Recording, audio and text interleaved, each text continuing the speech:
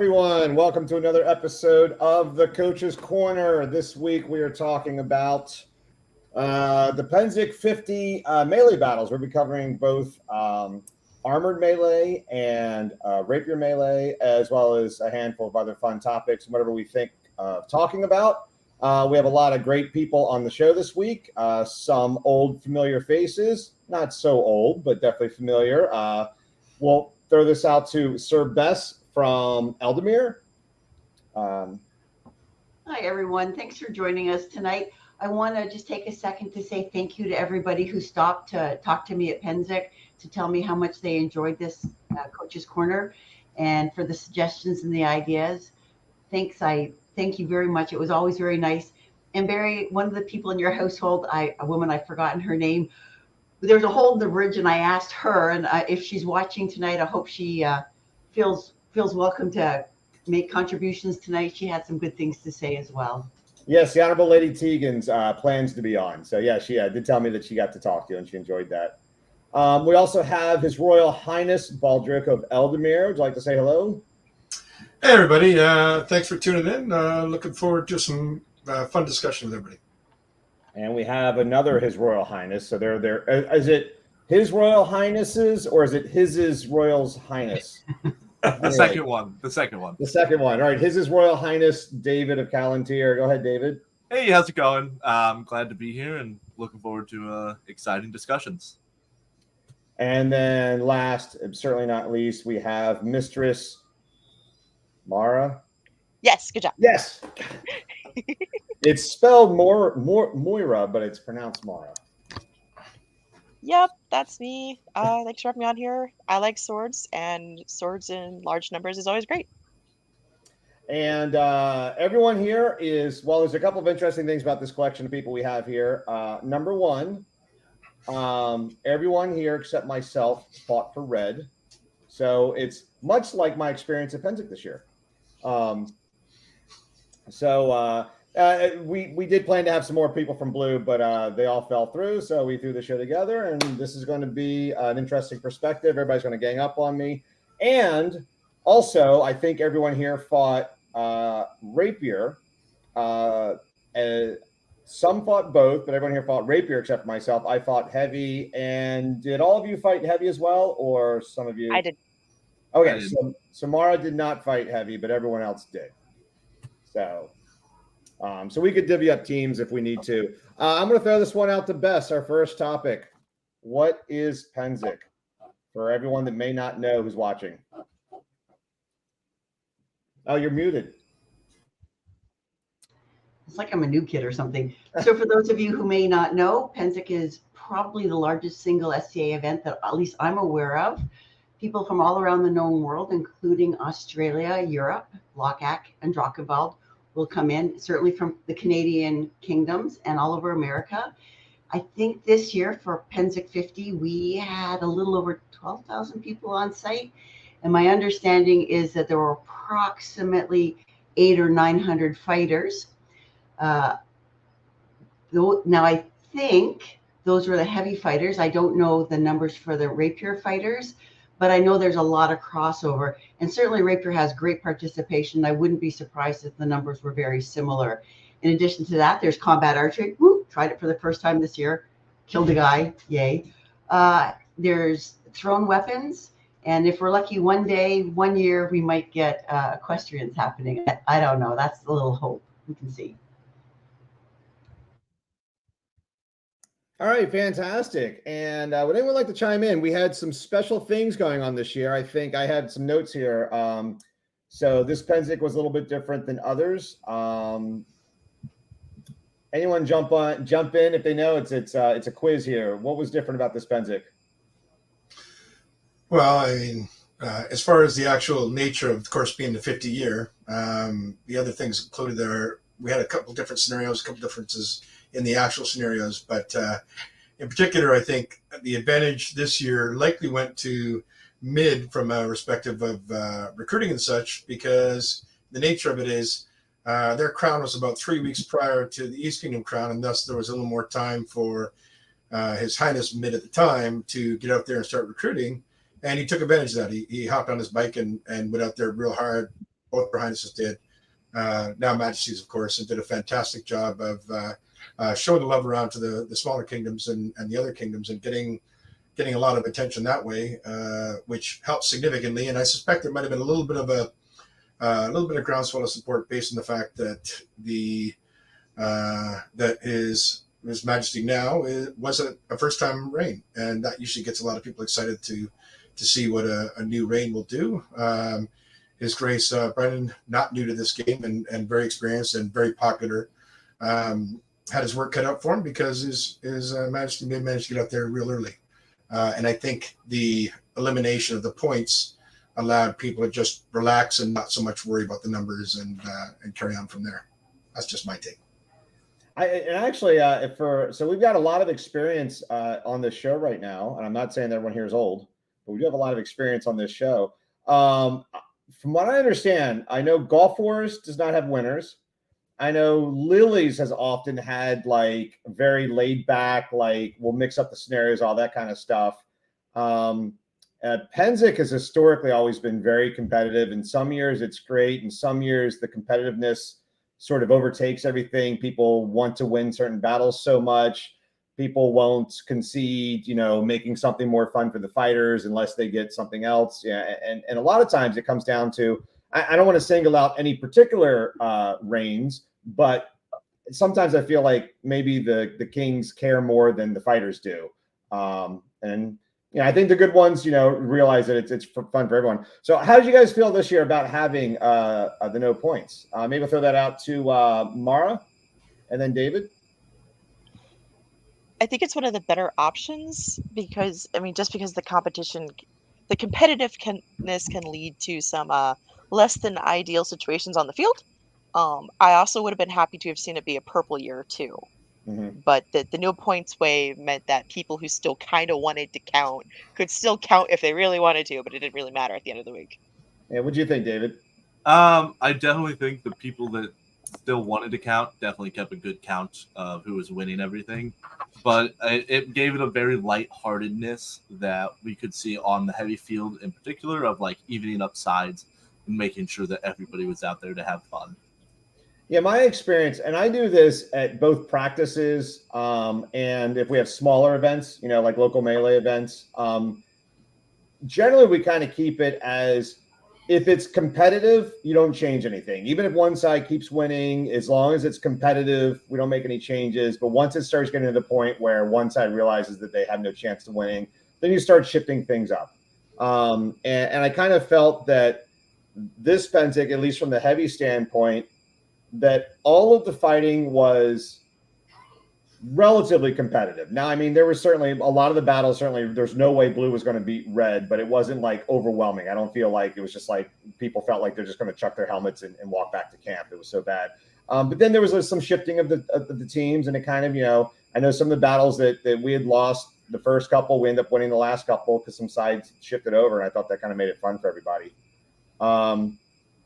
And what else I have here? Oh, we'll talk about this later, but I think this is the first year we had combat archery and the Armored Woods battle. And this is the first year that we used Rapier spears. Hold on. I see. What do we have here? Rapier numbers. Mara, I'm friends with one of the chiefs of staff. So at Beer and Brats, so like the numbers meeting before things actually get started, East declared 280 Rapier, Midrealm declared 256. So okay. 650-ish. Yeah. Yeah, and I think my memory of the heavy it was more like 600 to 700. It might have been like 500 to 600. And that extra 100 is kind of a hard thing to make up. So like I said, it wasn't overwhelming. It wasn't like it was, one side had twice as many people. I think we've had some years that were pretty overwhelming. So I want to do a real quick overview of the fighting at Pennsic, and then we'll get into some of the actual battles there. So again, for anyone that doesn't know, Pennsic is 2 weeks long. First week we call Peace Week because there's no war during Peace Week. During Peace Week, people may do pickup battles in the field. Or rather pick up individual pickup fights. There is typically a warm-up battle on Saturday that's pretty small, gets maybe 100 fighters and lasts for an hour or two, and it's a fun. It's behind the castle called the Kamikaze Battle, and it's a fun resurrection battle with no objectives. It's a broken field resurrection. The fighting starts on Sunday. Sunday is the champions battles. Not everyone fights the champions battles. Usually you have to be invited to fight those. And with the champions battles, typically there is a bunch of battles that only the mid and the east fight. And those would be the unbelted champions battle, the belted champions battle. There were actually a couple people that fought outside of the east. We had some allies fighting those. We'll talk about that later. And then we had the heroic champs, which we're not covering today because that is actually singles fighting. We covered that last week. I'm missing something. And then the Rapier melee, that's allied. That's everyone, right? There's a run that's mid-east, a run that's allies versus allies, and then a run that's both sides versus each other. Oh, awesome. Okay. So we'll talk about that when we get up to that battle. And then we have the Allied Champions battle, which is everyone that is not the mid and not the east. And we will talk about that. And then I want to run through the rest of Pennsic, and then we'll get into some of these battles. Monday this year, we had the bridge battle for the heavy armored fighting, and then we had the crossroads battle for Rapier. Tuesday, they both did woods battles. Wednesday, we had off and had some other fun that can be had at Pennsic when you're taking the day off. Thursday was the field battles for everyone. And then Friday, we had a combined battle that was the battle over the river. Starts with an S. It's Seine or Seine or something like that. So yeah, let's go to Sunday. Let's kick it off. And who was it that said they would take this one? Allied Champs battle. Yeah, I was going to stick that one. Oh yes. Tell us what it's about. Okay, so Allied Champions, the way it works, the largest Allied kingdoms, pretty much, they end up fighting in a square hay bait off space. There's a res point, and then there's actually a start off point kind of thing. And the way it works is every time you die, you go to the res point until the 3-minute mark. And 3-minute mark, all reses are released and they move back into the field. And on each side of the field, there's a flag. And the goal is to defend your flag and attempt to capture the other flag and bring it back to yours. And as soon as one of the flags comes back to whoever's capturing the flag, all time stops, the whole battle resets. So both flags get moved back. There is 360 engagement on the flag carrier. They can't be hit from behind. They can't hide the flag. It has to be carried high in the air. And if the flag gets dropped, then the flag stays in position and only gets reset if somebody grabs it and either brings it back or captures it, one or the other. I'm trying to think if there's any other crazy rules for that. No, I think that's pretty much it. So go ahead. Yeah, so this year, I used to fight this battle a lot. I was a mercenary for a long time. And this year, I marshaled the battle. And the thing I found interesting about this year is that people didn't realize that in order to score a point, you have to have both banners. And this is the first time I've ever seen several times both sides grab the banners at about the same time. And then they just basically swapped positions. And then they both jumped up and down, cheering because they won. And then the marshals have to explain to them that they didn't actually win.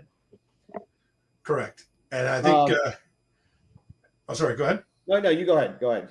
I was going to say, I know from our perspective, generally speaking, it's usually Atlanta and Ealdormere are the two primaries for this battle with allies appropriately stationed on both. It was actually really pleasant working with Atlanta this year because they were the Atlantean general whose name escapes me, but I have it here somewhere because he was really cool. I talked to him at the beginning and I sort of said, hey, this is what we're looking to try to do. And he goes, well, I'll tell you what my goal is. Let's get as many people in there as we can. Let's make sure everybody gets a chance to fight. And in particular, the ones that travel the furthest, let's give them the most time in because they've earned it. And I was like, that is brilliant. That is exactly the way we like to see it. So that is the other piece too, is if once you res, if you do sub out, it's like soccer subs. You cannot sub back in. So oftentimes it's hard to get someone who, they're doing well. They don't necessarily want to sub out. We have to remind them, hey, everybody gets a shot. So that was one. Yeah. That actually changes from year to year, but yeah, I do believe that's how it happened this year. And actually, you just mentioned something interesting, which was you mentioned people that travel further. Do you find that people that travel further maybe are less concerned about? Oh, by the way, there was an injury on the field. Unfortunately, I think somebody tore their ACL. It does happen. This happened like 3 minutes into this battle, and then there was a probably a good 20-minute hold that sort of threw everything off the schedule. So I hope that person's doing fine. But yeah, back to what we're talking about is that do you find that people that maybe travel further, do you think they take the bat? Do they care about winning less? Do they want to fight as many battles as they can? Like what do you think about the travelers versus the local people? And maybe I know you guys are allies, so there's principal allies, but I think Ealdormere kind of considers Pennsic like sort of almost their war too. What are your thoughts on that? Well, I was gonna let David chime in there or not because he's probably a little further away. Your thoughts, Your Highness? So from Calontir, it's roughly anywhere between 10 to 16 hours. And Pennsic is one of our big Pennsic one of our big pushes here in Calontir. We always try and go to it with as much people as we can. And so Calontir, honestly, like we usually side with the mid more times than not, just because of how close we are. And we kind of consider ourselves just with the mid at all times and enjoy the war. And yes, we always kind of are allies, and so we try and give the mid as much as we can during the allies fights. So I think this year at the Allies Champions, the mid gave us like 15 spots to fill, just because of how many people Calontir does actually bring to Pennsic, which is slightly surprising. But we love going, and honestly, we always have a pretty good sized contingent go. I think this year we had 200 and something free regs alone, just out of Calontir. Wow. I remember from, God, what was it? The Iron Chicklet of Death, early 90s, famous Pennsic battle that involved Calontir. Calontir used to bring a large, like an enormous army. But I think since Lily's has grown, I think that's probably a lot more. That's probably the principal war now in Calontir. Is Lily's still a big thing? Yes, our home war is super prevalent. But I mean, with it being so close to Pennsic, we do unfortunately ask a lot of people to decide whether you're going to Pennsic or Lily's, because I think there's a little less than a month apart. But we still end up actually having a lot of people go to both. I think this year Lily's numbers were right at 700, and then we still had 200 free reg alone to go to Pennsic. Oh wow! Yeah, fantastic. So yeah, the Allied Champs battle. This is always a big one. This is a really fun one for the Allies to participate in. Oh, that's me right there. That's my back. I'm the marshal. I just walked out of the screen. Nice. Yeah, so I think predominantly speaking, our strategy for this one was Ealdormere stuck a kind of a base around our flags, and then we attempted to allow the right side, which was heavy Atlantia and two Chucks, to try to curl around to the right. And then I remember thinking, they're starting to push pretty hard on the left.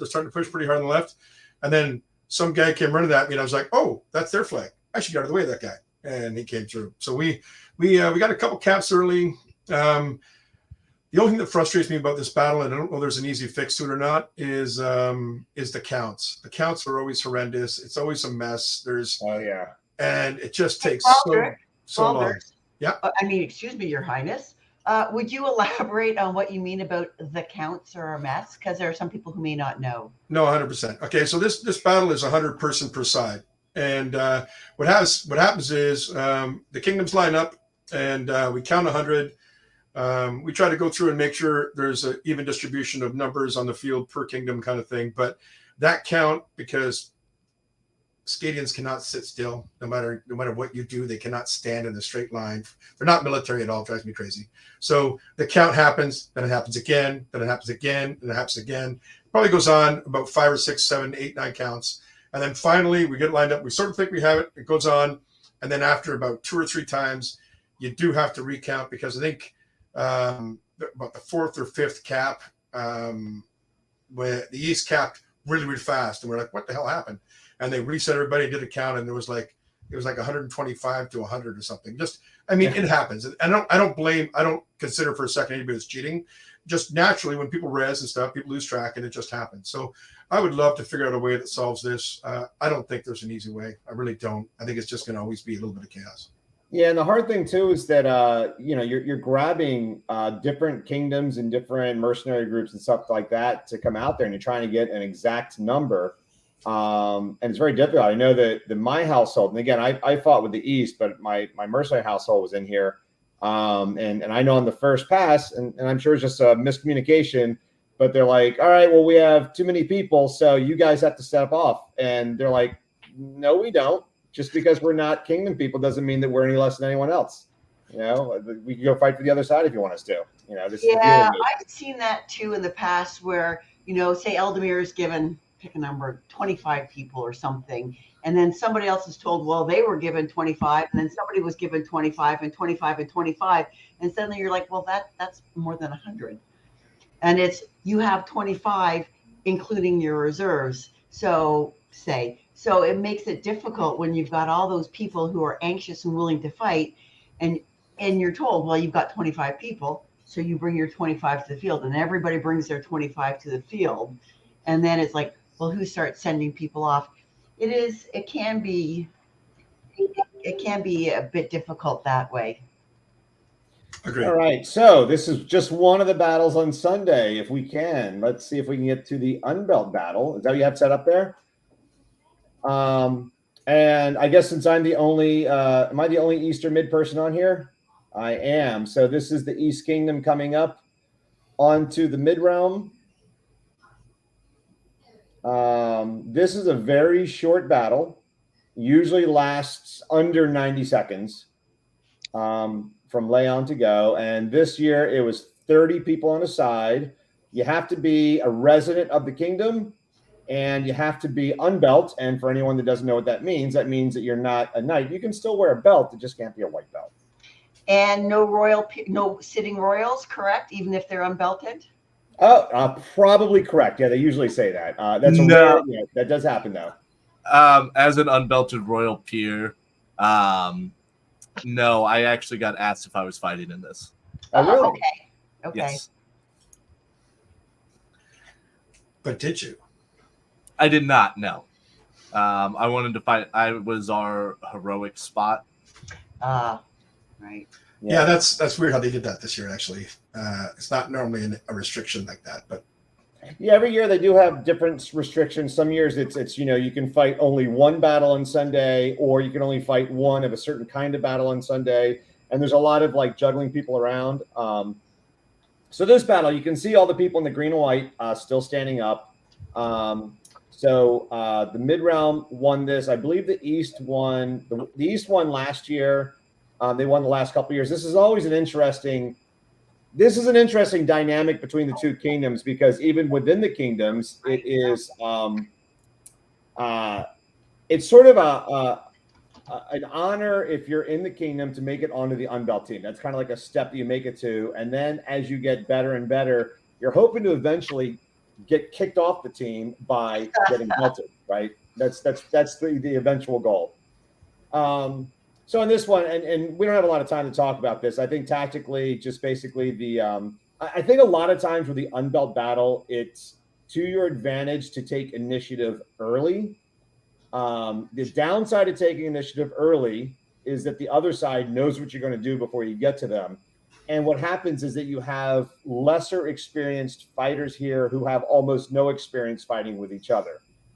So they have a hard time they haven't really figured out that sort of command structure yet. And so if one team decides, hey, let's all go left, it takes a while for the other team to go like, oh my God, how do we respond to that? So I kind of think the mid did a better job of getting the initiative on this one. Brannos, can we move on to, sorry, Brannos is the one who's running the feed here. Can we move on to the belted battle? Unless you guys have any questions.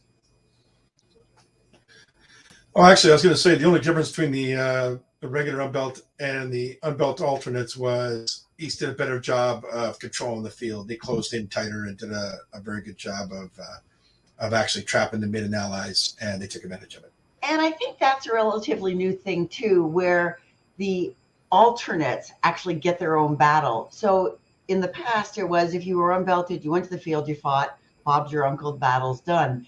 But now what they do is they have alternates, you know, in case they can't fill the spots on the day. Because let's be honest, shit happens. Nope, that's not why. Pardon me? Nope, that's not why, Bess. Why? I actually started this. So good, Baldric. When I was king, I after being unbelt commander a couple times when I was younger, and then carrying on from there, the 10-man melee.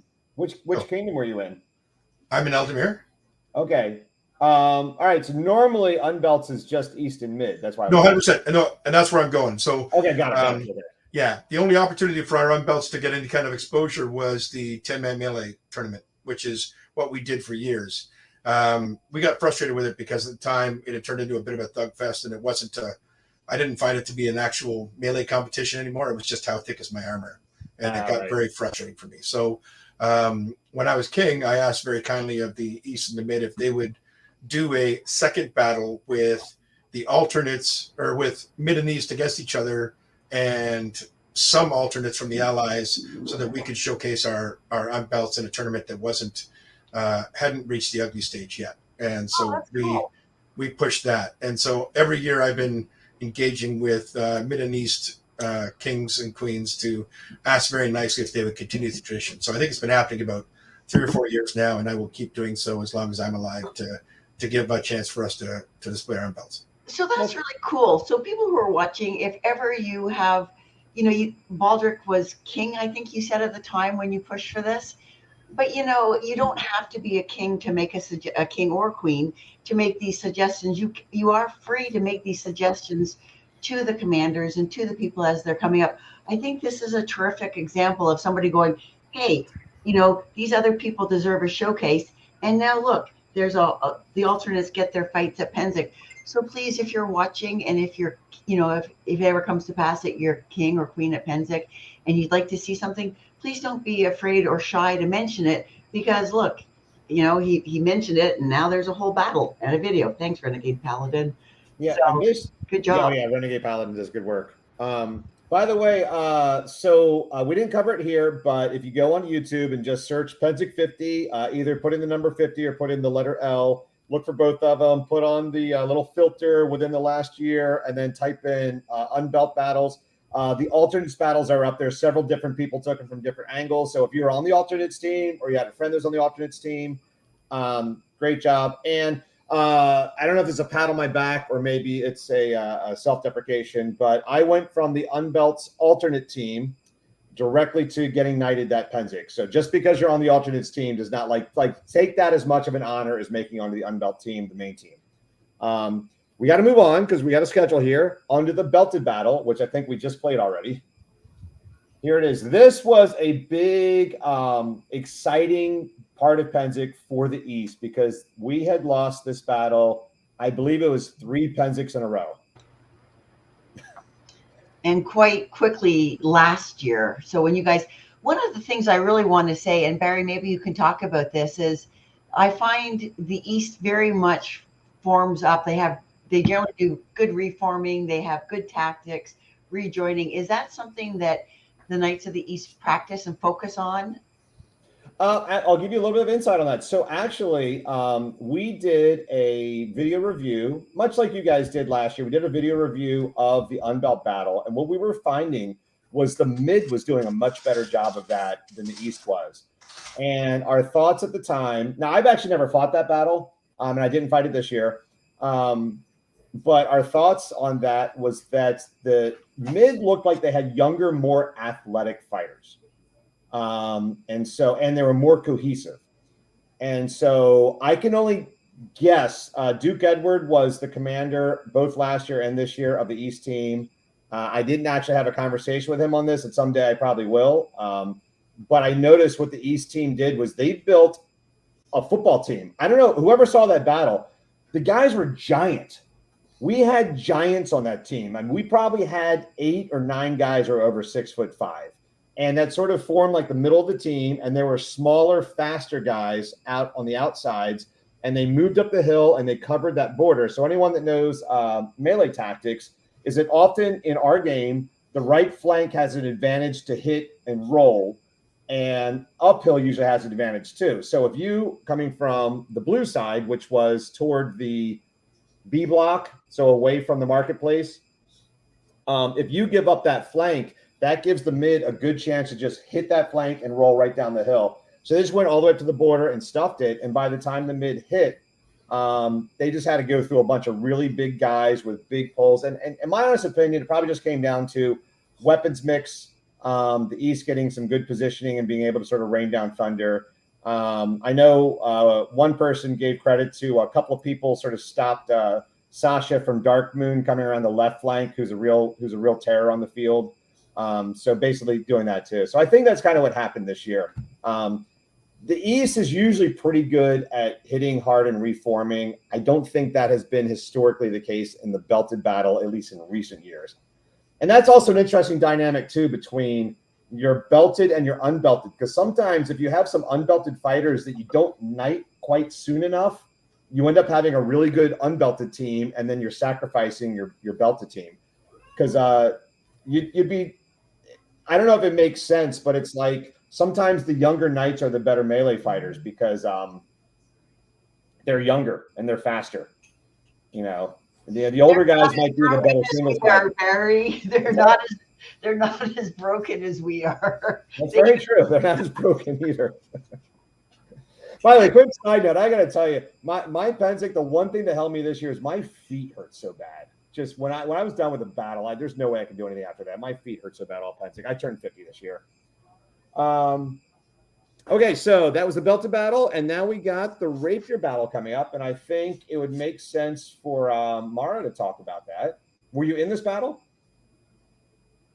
You're muted. You're muted, Mara. I was as one of the allies, so I'm going to be in the second round. What's showing right now is the East and Mid heat, so 15 East, 15 Mid. This one's newer. Well, okay, newer in relation to all the other stuff because they've been doing singles Rapier for a while as part of Pennsic War Points. They didn't start doing melee champs for Rapier until like 2012, 2013. So this hasn't been around as long, but we've really enjoyed being able to do it. Because honestly, my singles game is not as reliable as my melee games. This is something that I get to fight in and be good at. Honestly, the easiest, how this one usually goes is it's a last man standing battle, and it turns into a line fight. But the goal is to not have it be a line fight. The most reliable tactic is honestly hammer and anvil and wait for a side to fall and then wrap it. And here it looks like I think that person had asked for single combat because they were the last. I think they were the last ones. Mara, I have a question got it. for you. You said something very interesting to me. You said that you're more comfortable, I think, in melees than in singles. In Northshield, does the fencing community have a history or a background of melees? Not exactly. So full disclosure, I started out in Mid-Realm and then moved to Northshield. So 2018, 2019, I was actually the Mid-Realm Rapier General. Okay. And you were the Rapier General. Does that mean your background is with melees? I know that through family, you have exposure to heavier fighting. And so I'm wondering if that kind of got overlapped. Because I have noticed in the past, it seems like melee is newer for fencers. Other than that's kind of a level thing. It's not necessarily newer. It's the rules of SCA Rapier and period tactics don't always jive. And also how we train single tourney versus how we train melee is a completely different mindset between the two for me personally, because I personally find it like it's easier for me to stay focused on watching multiple people at once all week as opposed to trying to switch from melee head to tourney head. There's honestly only three things, period, about SCA Rapier Melee, and that's rubber band guns, death from behind, and now Rapier spears. And oddly enough, that's the thing everyone has opinions on right now. Or they don't like those three things usually. So it's not that it's newer, it's just interesting adapting melee tactics to how SCA Rapier is supposed to be safe. Hey, quick question on that. Since we're on this specific subject, I know we're on still the Rapier battle, but I was wondering if His Royal Highness David has any thoughts about the heavy fighting. Do you think that heavy fighting reflects historical tactics, or we use historical tactics, or do you think it's a completely different game, or what are your thoughts on that?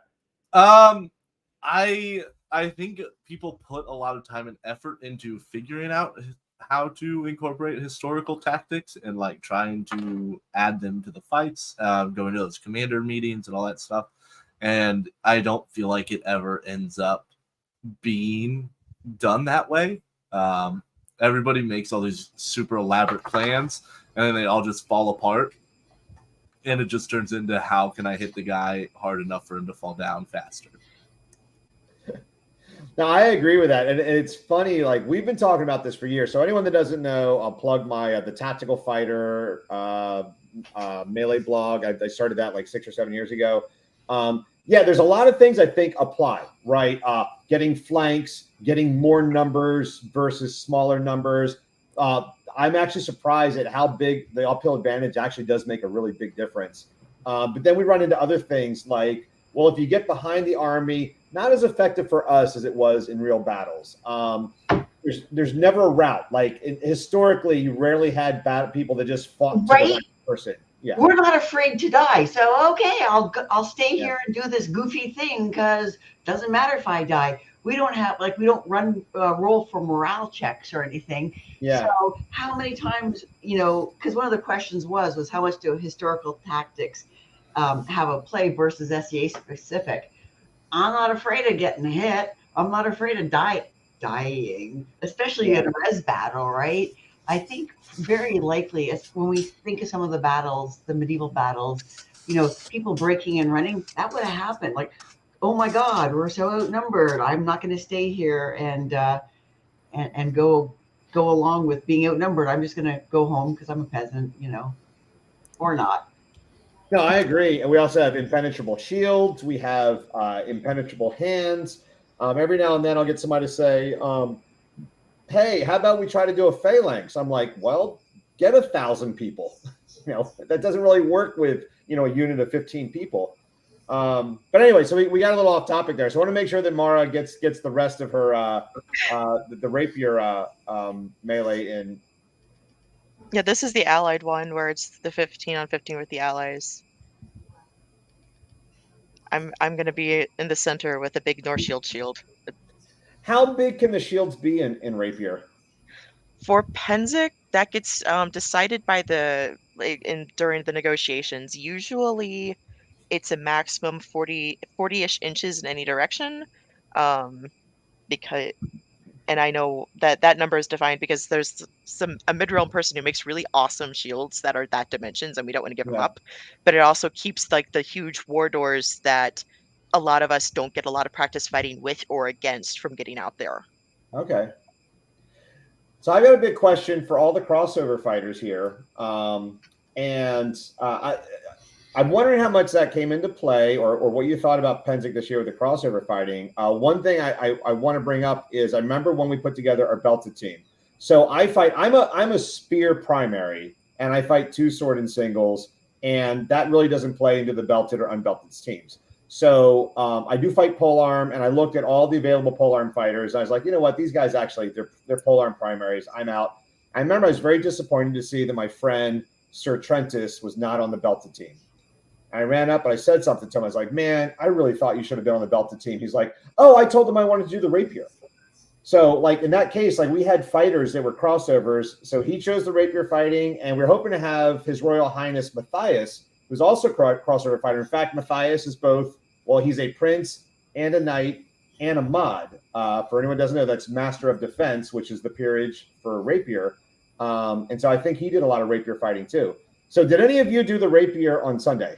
Well, I know that I believe Mara did. I did not know. Okay. I didn't do it this year. I did it last year. I was on the heroic melee last year. I would argue that there was a time when the crossover melee skills were so much different The gap was so much larger as far as melee knowledge and melee skills. And I think, honestly, the gap is definitely shrinking. It is not what it was. There's going to be some shift with spears, and I think we've seen a bit of that. But I would argue 2 or 3 years ago when I was teaching melee, actually pre-pandemic, and last year I was teaching our melee folks, or correction, our rapier folks melee. Significant learning curve. That gap is shrinking rapidly, and it's really good to see. I think it's actually our rapier folks have definitely stepped up significantly from the days of me doing it, teaching it like a couple of years ago, and then even last year. All right, that's awesome. Okay, so we need to move on a little bit. And again, these videos are all up. All these, I'm actually amazed at how many videos are out there. We've got Renegade Paladin is one. If anyone, maybe Brannos, if you can find the other, whoever the other authors are, and just drop that into our online chat, because there's really some Varus SCA, I think it's another one, and I had at least 3 different, well, including myself, 4 different authors on here. Let's move on to the Monday battles. And Monday, we started off with the Armored Bridge. Quick side note, we almost always do Armored in the morning, and then Rapiers after the Armor. And if I want to throw this out to, is David still with us? Oh, he's back. David, you there? Yep. Sorry, my cat jumped on my keyboard. Okay, I want to give David a chance. Oh, this is probably the best part of the bridge battle, is the smash. Yeah, so anyway, do you want to talk about, first of all, since you do crossover, why do you think we start with Armored and then do Rapier later? And then I'd like you to talk about whatever you have to say about the bridge battles here. So on the Calontir field, we do this. We do Armored first, Rapier second, just because that's how it's always been. Tradition is what I get told a lot. I honestly would like to reverse that, because in Armored we can wear a lot less clothing.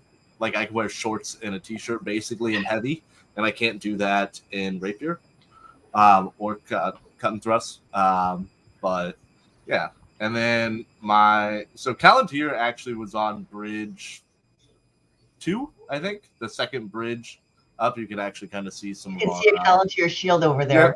So real quick, technically you were bridge 4, but I know you mean bridge. Yeah, so you mean second closest to the road. Yeah. 4th furthest from the castle. Yeah. I only know that because I was on bridge 2 and we were across from Dark Moon, not Calontir. Okay. Yeah. And Calontir are how we kind of do things is we break up into units. I think we had 4 companies with 1 general.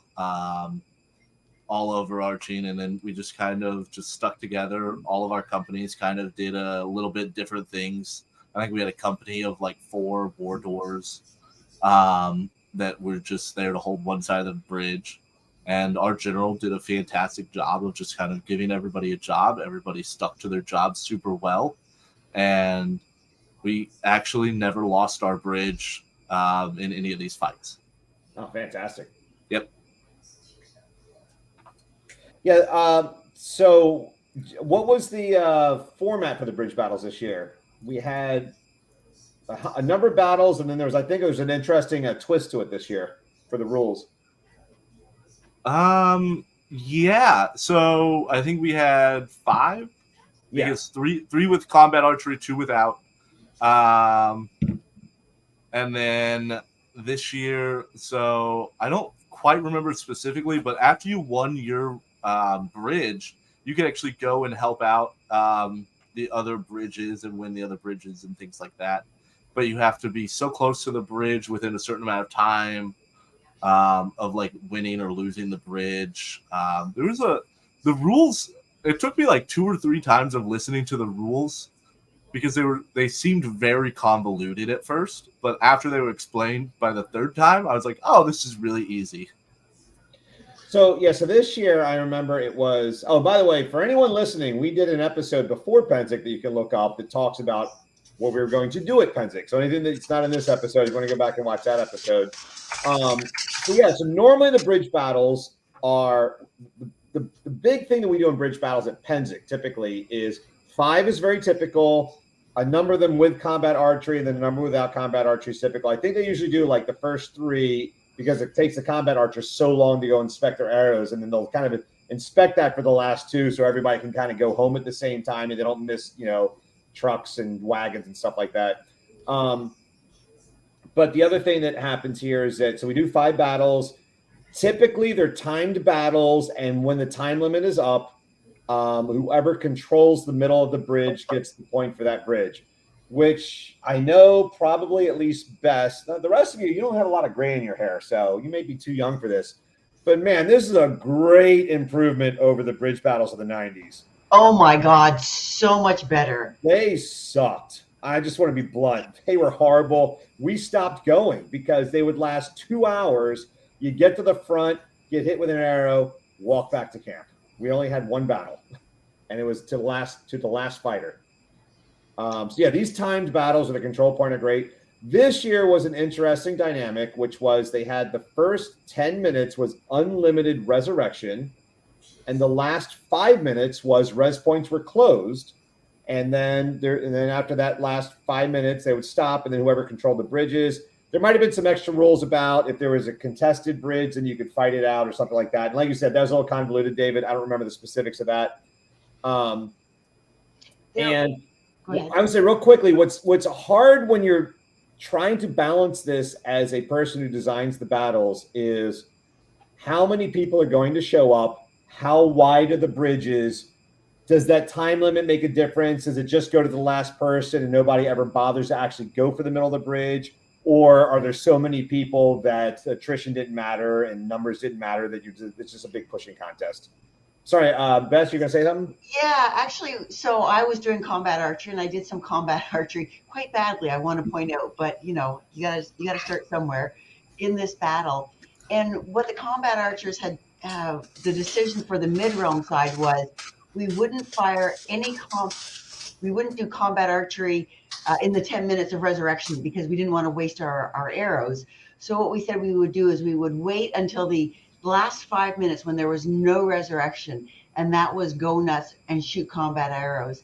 And so what we were doing was we could threaten with them, and every once in a while you might loose an arrow to make people, oh, there's a combat archer on the other side, mostly just to sort of divide their attention.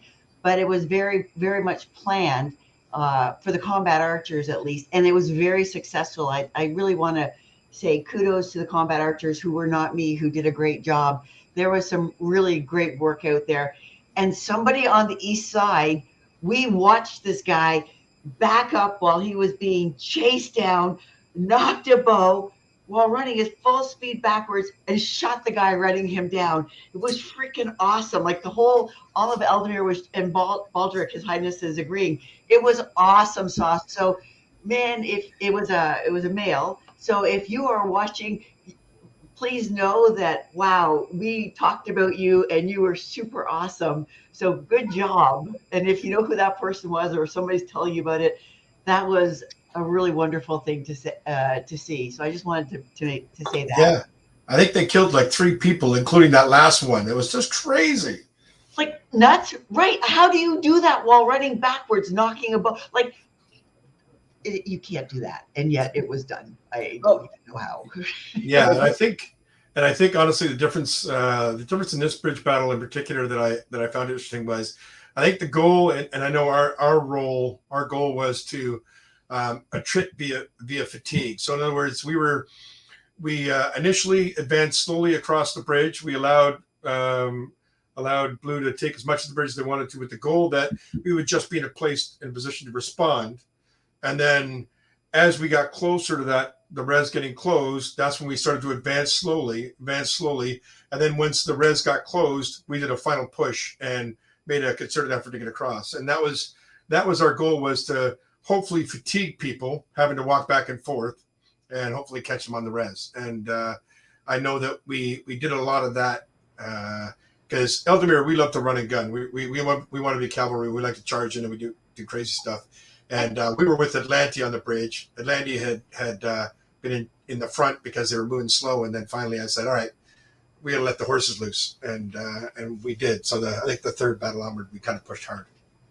Yeah, so you guys were probably bridge. You guys were bridge 3 then. Yeah, with Atlantia. Yeah, you guys broke out a bunch of times. We did. Yeah, I remember that. Hey, Brannos, I know you're producing, but I have a question for you. Was it on the bridge that some of Legio got sent to the other side? Because I swear it was Legio where I saw people coming at me, and I'm like, why are you swinging at me? I'm your friend. It's Bess from Ealdormere. And it took me a bit to see the blue tape. I didn't realize that you guys had gone over. So I was just wondering. Now, Brannos is... You're muted. Yeah, that was about to say. Actually, eventually asked a number of us to go over. There were probably 4 or 5 knights that went over early on this first week. In fact, I'm right in the middle right there, still fighting Spear. That's what reminded me to ask. So I fought with the east side the whole battle. It was incredible fun. You just died. I know, after I finally died, not just died. You're on the sidelines. I know I can run faster than you.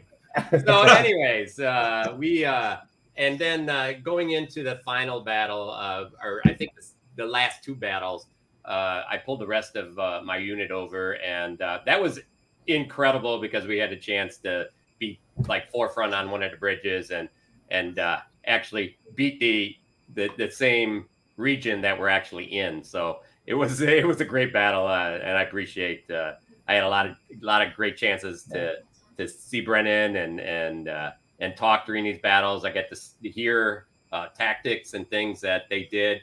The East does a wonderful job managing their lines. It was a really, really great experience. I was happy that His Majesty allowed, sent us over there, and I had so much fun. I was running back to Resurrection and forth. It was crazy. Yeah.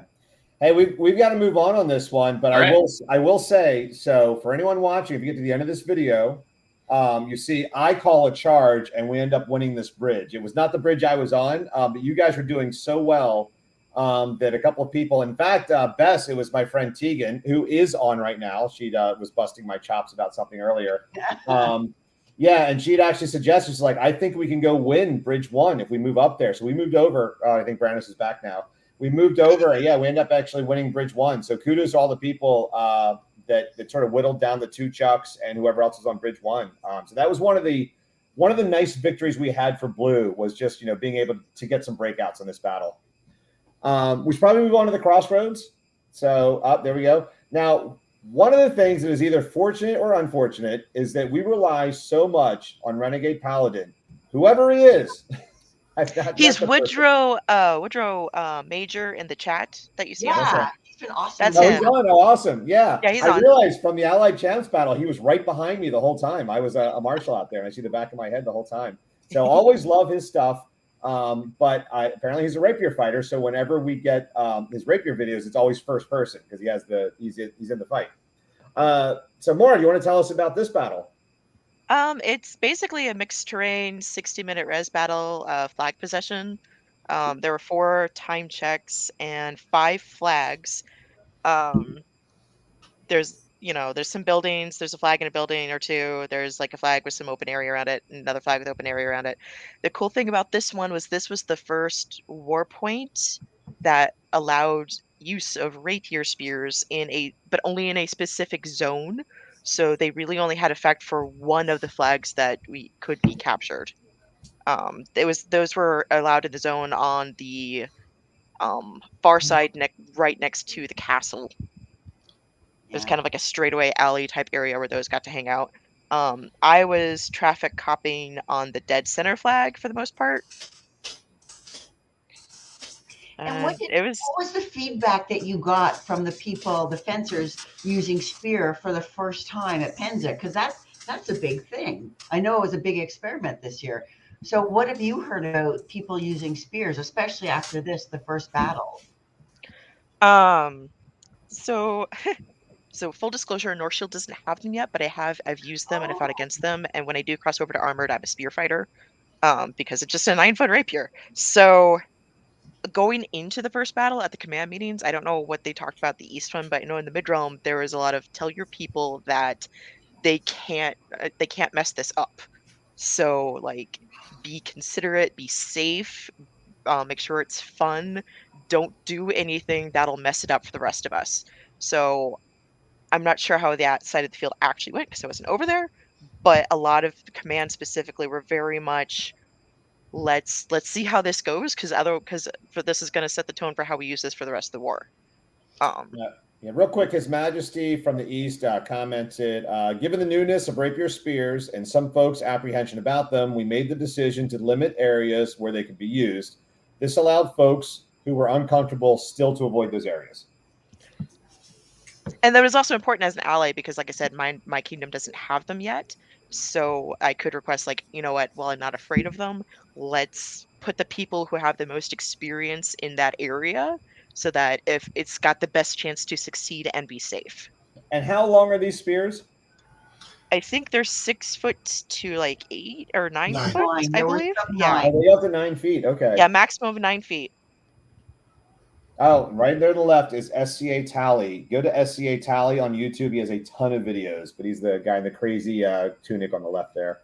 Local East Kingdom fighter. Yeah. So I was going to say I was in that spear section a lot.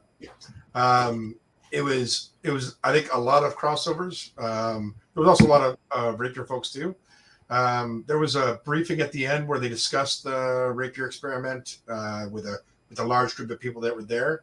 I would say almost entirely positive. As a matter of fact, one of the comments made was overhard shot with a rapier spear hurts less than an overhard shot with a rapier.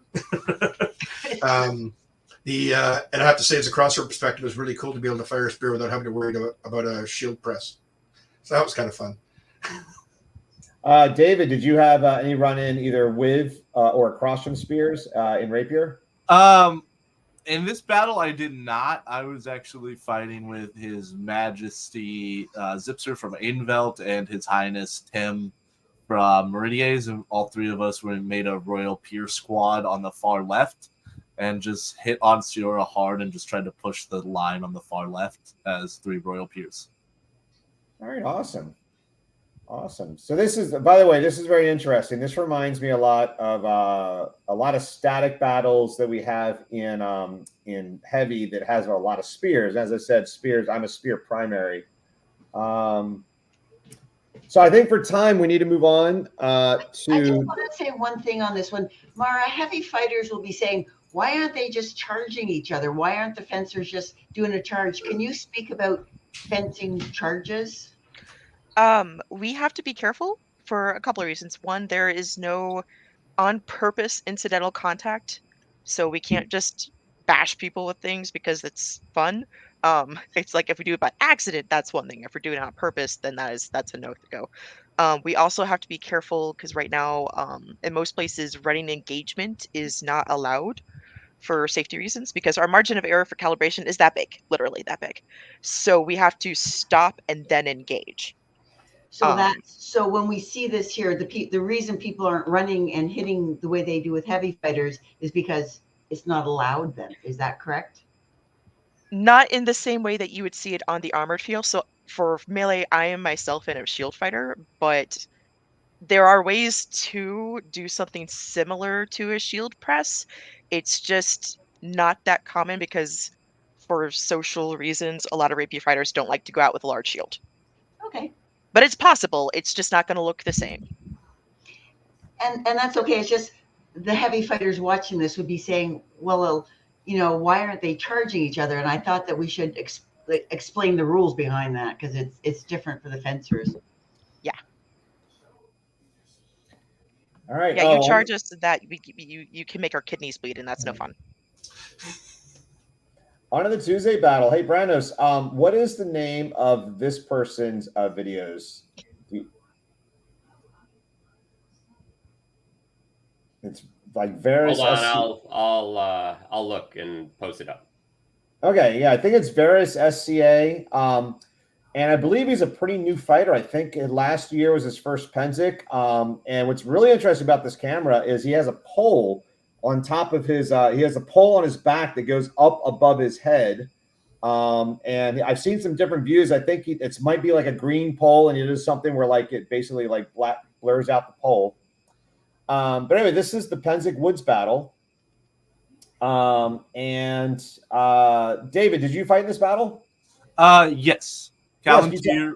Go ahead. Yeah, go ahead. Tell us what this battle's about. But just so you know, real quick, the footage right here is over the middle banner, which I know was Atlantia versus mainly the northern divisions of the East Kingdom. We have a lot of Ealdormere, which is the French Canadians, and then a lot of New England. And then I actually happen to be in this area, which is the whole reason why I know that this is where this is. Yeah, go ahead, David. So this is actually the first year I fought in the Woods battle. So I have no idea. Walking up there, I'm like having my army trying to explain to me where everything is, and it was very terrible. But we held like the north side of the woods, I think is what Calontir got, which was like mostly flat, with no trees. So it was actually kind of awesome. But that'd be your left flank, correct? Yes. Yeah. Yeah. And it was actually kind of unfortunate being up there, because we really didn't have a lot of engagements. We won our flag very early, and I don't remember who was even against us, but they never sent large engagement forces against us. It was probably 3 or 4 guys, maybe 10 at the most would come against us. Yes. And so we just kind of hung out there, and then just tried to reinforce other places while keeping a small contingent on our flag. So, David, this was the first year combat archery was allowed in the woods. Did you experience any of that then? No, he did not, because we did on the other side. No, we didn't. In our first engagement where we took the flag, we had a few combat archers against us, and none with us, and they didn't come back after we took the flag. Oh, hey, wait a second. Are you sure you're the left flank or were you the right flank? I honestly... I never know where I am in the woods, David, and I've been fighting there a million years. So So actually, the way you just described that, I think you might have been your right flank, because I think your right flank won maybe all 3 of your banners, and you had combat archery over there.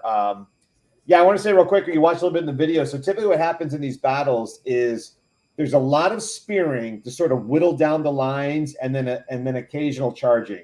Every now and then I'll do a class on tactics, and I'll say, hey, what do you do when you have shields versus spears? Everyone says, wait for the shields, you charge. I was like, well, what if you just charged? Then you're tired and you just stand there. And that's kind of the woods battle. It's a marathon, right? It's a 90-minute battle. Yeah. And so there are timed pushes. Usually there's some sort of like the banners will be counted at like 30, 60, and 90 minutes, but there's always like a plus or minus 4 minutes or something like that. And so usually both sides try to figure out kind of when that is, and they kind of motivate people to kind of get up there and get going. Baldric, did you also fight in this battle? Yeah, I did. I was commanding our forces around the middle with Atlantia. So our goal was to maintain a presence at the banner, but make the push closer to timing. Woods battle, communication is 100% the key. And having a good timer. So we were sort of settling into a rhythm where we could keep moving. We spent a lot of time across from Northern Army guys and that sort of thing. And then predominantly speaking, when we got close to about the 5-minute mark, because there was a gap of about 5 minutes on either side of the time, that's when we started to really push that press and get things going. So it's a lot of spear dueling, a lot of movement back and forth like that. But predominantly speaking, because a lot of the battles were very much about the key timing per se, there was a lot of just sort of hurry up and wait. And then I led a bunch of charges in to try to get the banner once we got close to time. The whole point behind the pulse battle or pulse charges in the woods is to create a diagonal line, create some kind of gap in the line that spears can take advantage, and they'll just punch outwards kind of thing. So a lot of times it was just Ealdormere, we were sitting right behind the spear line. We'd get 5, 6, 7, 8 guys together, or girls or people fighters. And then we would just smash in, and then the spears would cut out diagonally. Okay. If that makes sense. Yeah. So I know Brannos is not up on the show, but he is from the mid, so I'm gonna bust his chops a little bit on this one. So I know there's always a reputation that the mid doesn't bring as many people to the woods as the east does. And there's a funny story I'd heard from our last year's King Ryu. someone had said, well, the only reason why the East does so well in the woods is because they have so many trees in the East.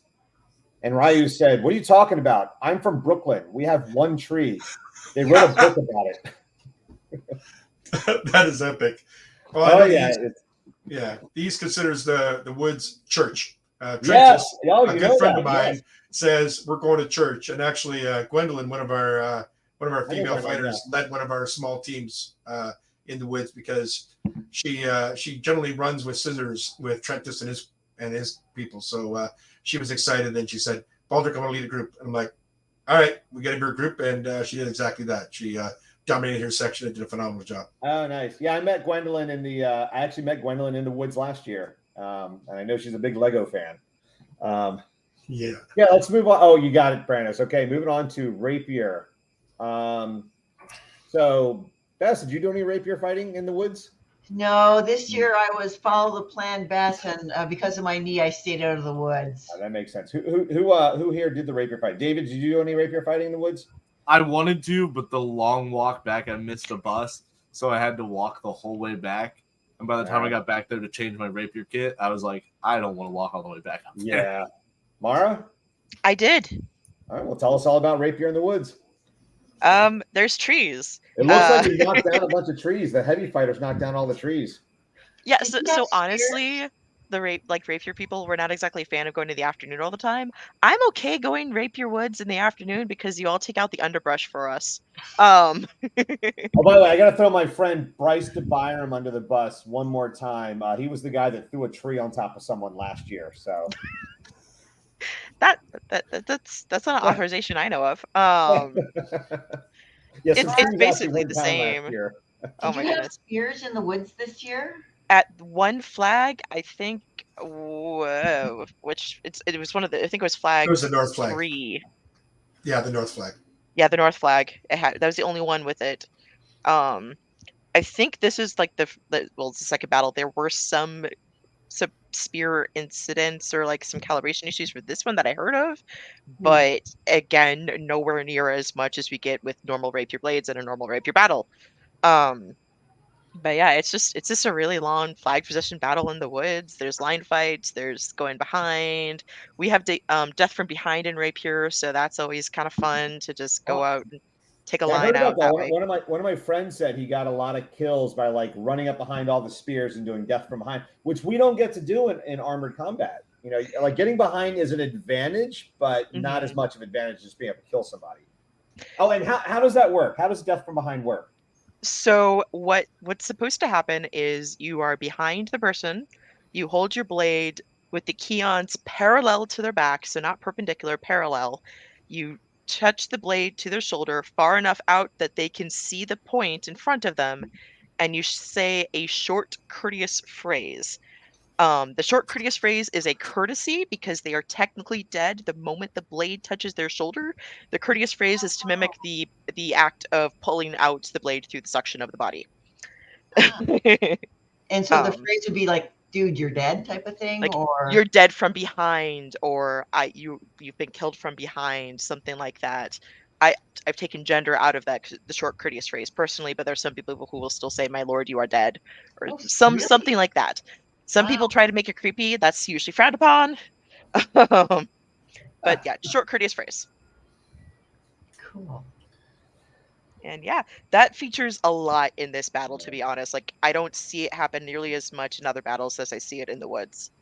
So, quick question. Bess, what was the first year you fought a woods battle at Pennsic? Holy crap. Well, it wasn't in these woods, I can tell you that much. It's down in the bog. We used to fight down there. Yeah. Yeah, down a Runestone, right? All right, yeah. All right, yeah, past Runestone, like right down. Oh, the far side of the pond, right. Yeah, so like a long time ago, Barry. Stop calling me out here, man. I'm feeling all right. Well, so the reason why I bring it up is because my first woods battle was 1994. And would you like to comment on how well we can see through all these trees? Holy, this is lovely. This is not branches slapping you in your face. You're not walking through, trying to get through. You're not running through streams.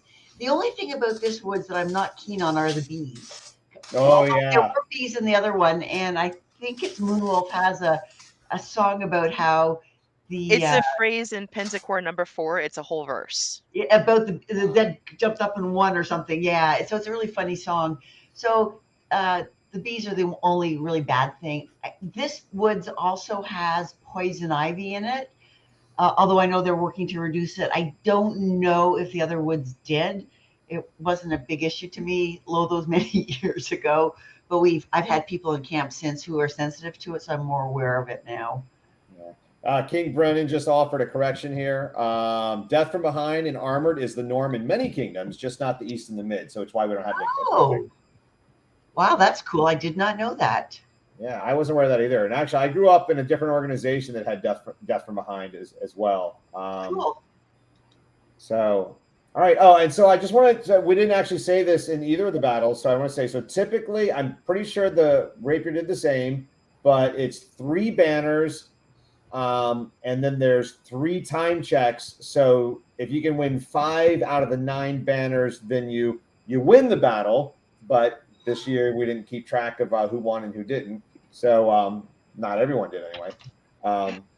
So all right, let's move on to the fighting on Wednesday.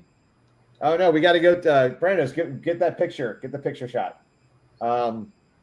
Wednesday. So I kind of like, we started this maybe 5 or 6 Pennsics ago. I'm sure somebody on here has the actual Pennsic when it stopped. But yeah, they went to no battles on Wednesday, which is kind of like a nice break. It's a day you get to go out to the parties Tuesday night. So we've got a big block party in the bog. Oh, and for those who've never been to Pennsic, Pennsic is about anywhere from 9,000 to 12,000 people, depending on the year. It's a pretty big campsite, and there's a lot of different sections. So what's pictured right now is the marketplace. And then the marketplace is on what we call the Serengeti, which is a big flat section that has no trees. So it gets hit by the sun all day long. And then the bog is a section kind of down the hill around the lake in the woods or near the woods. And on Tuesday nights, there's the bog block party. Past the bog is the swamp, which just parties all the time, including drumming until 5 o'clock in the morning, which did not make me happy this year. Even though, if you're listening, official Pennsic quiet hours, 2 a.m. for everyone. Stop drumming after 2 a.m. I'm 50. I don't camp well anymore. It goes right through the earplug. Kids, get off of my lawn. I was going to say, not that you're bitter or anything. Oh my God. I got to tell you, and when it happens, I was like, I deserve this, because when I was in my 20s, I brought a trombone to Pennsic and was playing it at 4 o'clock in the morning. And so this is karma coming back to me. So Tuesday night we get the party. Some years I go to my brother-in-law's house in Cranberry and sleep in a bed in air conditioning. Cranberry's a local town. I just want to jump in. Real quick, because combat archery is on my mind from this year. So while it is true that on Wednesdays there's neither rapier nor heavy fighting, there is a combat and siege battle that takes place. And they ask the fighters to come out on the field to run around with pavisas and shields and whatnot. But it's just combat archery and it's just siege. So I do want to say that there is a battle, just not one that we were part of. So I think that happened Thursday this year. I think that happened Thursday this year. Was it? I thought it was Wednesday. It usually is Wednesday. Wrong. Yeah. Could be too many head blows. Well, some years it's the same as the Woods battle. Okay, but I could be wrong too. Sleeping in. So I want to talk about Wednesday. And again, anyone interject with any other thing. So for the first time ever, I did Fizzball this year. So in the bog, there's a big Fizzball game, which is just, have you seen that? Has anyone here seen Fizzball? Okay, yeah. David, tell us about Fizzball. What happens? So I got introduced to Fizzball by my friends from the Outlands and the Wobbly H. So Fizzball is a sports light game where you can bring your own baseball bat, and your goal is to hit a can of beer, and you get points based off of how the beer can explode if you top it and things like that. And then you basically play baseball with a can of beer, a very old beer, by the way. And then I think the losers have to chug like hot an old beer, and then you can get points. You get points based off of like the crowd can give you points and things like that. It is down in the bog. It is very much no coronets. I know last year, my friends got actually deducted points because they brought their coronets. Yes. So yeah, it's very fun and lighthearted. And it's every Wednesday. It's this one. Yeah. So I actually live right around the corner from that, and every Wednesday I would hear random cheers about every 3 to 5 minutes, having no idea what was going on, and then they explained it to me. And so I finally made it a point to go this year. And what's neat is that the campsite is this natural amphitheater. Yep. And so everyone sits up on this hill, almost like a Greek amphitheater, and the fizzball takes place in the middle, and they have people in costumes. They have a bunch of people dressed up like referees. They have like an official like baseball scoreboard up there. It's very period. So it is period in the kinds of stuff you would do if you didn't have electricity, right? You don't have video games, you don't have TV, you don't have these awesome podcasts. Side note to that, I listen to 2 Coach's Corner podcasts, one on the way up to Pennsic, one on the way back. So next time you go to an event, put on a Coach's Corner podcast from YouTube and listen to it as you drive. That was Fizzball. There's also pickups on Wednesday. A lot of people will take Wednesday to do pickup fighting. There was a Coach's Corner camera up there. So I think Brannos had a lot to do with that. So thanks for doing that. And I want to talk about Midnight Madness. So Brannos, if you can put that picture up again, please. This is a really nice thing. My wife, I try to get her, she's not a Scadian. I try to get her to come to Pennsic so many years. She showed up last year as a surprise because I got knighted last year. And I honestly didn't think she'd be there. She loves me dearly, but like, it's just not her thing. I was like, just come for Midnight Madness. I think you'll like this. I think this is way better than a Renaissance Fair. So that right there is the marketplace. And if you can see like sort of the pavilions and tents and stuff, that gives you an idea of the scope. And that is only half of the marketplace. And on Wednesday nights, they open it up at nighttime. And there's some deals and stuff, but it's just like everybody's out and shopping. Everybody usually puts on their nicest clothes. It's a little bit cooler. The food merchants are out. They'll be dancing and music and stuff. So anybody got any comments on that, or should we move on to the Thursday field battles? We've only got about 12 minutes left in the show. Okay, real quick. Barry was right. You guys are right. Thanks for the info. Siege and combat archery was Thursday. Thanks, guys, for the help. I think last year was on Wednesday. They all blend. So here we go. This is the Armoured field battle, and just hit play. This is this. I kind of find like this is kind of like the capstone. I mean, maybe I don't know what the capstone of the Rapier, but among the Armoured battles, I think this is the capstone sort of war. This is the one. I gave Brannos the one. Here comes a crazy guy running across the field. Maybe a good crazy guy. I don't know, but he's running off by himself. This is just a single death battle. Here's Renegade Paladin up in the castle. I purposely gave Brannos the third battle because the first 2 battles, our flank, which is closest to this camera, got rolled horribly. First one was by the 2 Chucks, second one was by Atlantia.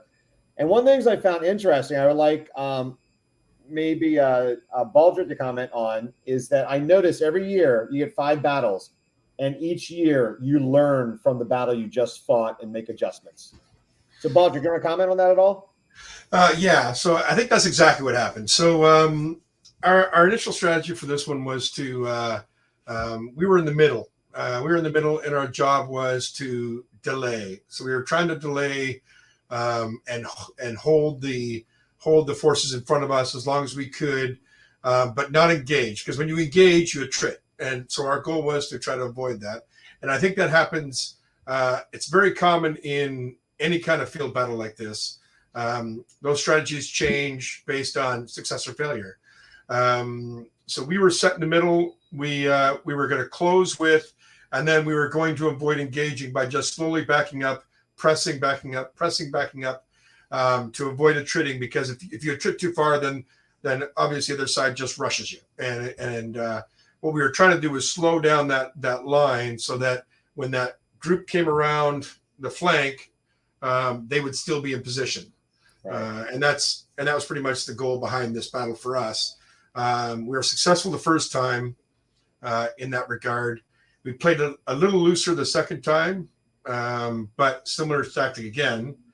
And then the third time, I gave one of my sub-commanders the opportunity to do what he wanted and basically said, have some fun. And I think what we were doing is, as we were closing, I think this one is actually the one, instead of us doing a pure delay, we saw one of the units start to head on a diagonal across to one of the other units, and we said, screw it, let's go. And we hit their flank and caused some mayhem in that regard, still able to slow them down enough. And so we maintained that. And then by the fourth time, I think that was when Outlands, Unbelts, and Calontir, I think, crossed over, if I'm right, David? Yeah, I was going to ask David about that. Calontir crossed over, at least on the last battle. Yes. Second two. Yep. So we were pushing them super. So I actually got injured on Wednesday, so I wasn't able to participate in this battle. But from talking to everybody, Calontir and the middle were doing so well on the open field battle that our general decided and double checked with us and just asked if we could cross, because we wanted to make sure everybody was having fun on our side as well as their side. And they were looking a little dejected about just getting mopped up for 3 rounds in a row. So Calontir brought Unbelts and Outlands with him, and we crossed and just made it a little bit more even. Yeah, appreciate that. I love just like good competitive fighting. I'm really a big fan of that. So who here fought this battle and fought the 5th battle and saw the very final swings of the 5th battle? Am I the only one? Were you there, Bess? Did you see when they called the hold and they had red was in a little tiny group with their backs to each other, and the blue? It was like a scene from, I think it was when, oh my God, they fought the White Walkers in Game of Thrones the first time. And there's like that giant circle where everyone's got their backs to each other. And I saw that and I remember thinking to myself, this is ugly. What's going to happen? And they called lay on. And when everybody from the blue team charged, I instinctively looked away. I couldn't even watch it, but it was a memorable moment in like Pennsic lore for me. Yes, Rapier battles. Oh, there's my friend SCA Tally again. Well, actually, this is his video. This is the SCA Tally channel. So he's the one with the crazy garb there. So again, we don't have any camera. Usually Renegade Paladin gets all of the top of the castle views. And so this one is between him and Tally for the sort of field view. So again, Mara, did you fight this battle? I did. It's actually, I'm one of the weird Rapier fighters where I enjoy the field battles, oddly enough. So to explain that, Rapier field battles for Rapier is really weird because how we fight and the historical period in which Rapier was fought, this really wouldn't have been a thing. So it's always interesting getting people to come out to it and fighting it in general. This year, I'm going to say something really dumb. Okay. Isn't Rapier fighting kind of more like Three Musketeers or like pirate battles? Or am I completely off of that? It's not something like you said, you run out in the field with no armor and a bunch of rapiers, right? It's more like gang fighting or like duels or street fighting. Like the Jets versus the Sharks? Yeah, kind of like that. That's really honestly the most period Rapier melee you're gonna see. You guys break down? No. Yeah, something like that. Or like the opening to Romeo and Juliet when they're about to fight each other, that sort of thing. Yeah. Well, I mean, again, so this is really dumb. The rapier is really more like a sidearm sword, right? Like you'd walk around with it in town. It's like your personal protection, not really a military weapon, unless you're like maybe a commander or something like that. Yeah, it's supposed to be genteel, but you're out to like do street fights. Okay. The point is like in rapier, like so you could die from a cut like 3 hours after the fight, but you still could have won that fight, you know. Right. But Rapier Field Battle is interesting watching the tactics and the strategy change for this in Rapier over the years. So this year was the second or third time where the mid-realm side specifically decided to engage in blocks as opposed to one big line. So we specifically used echelons. We've done this a few times, and weirdly enough, it works. It's great.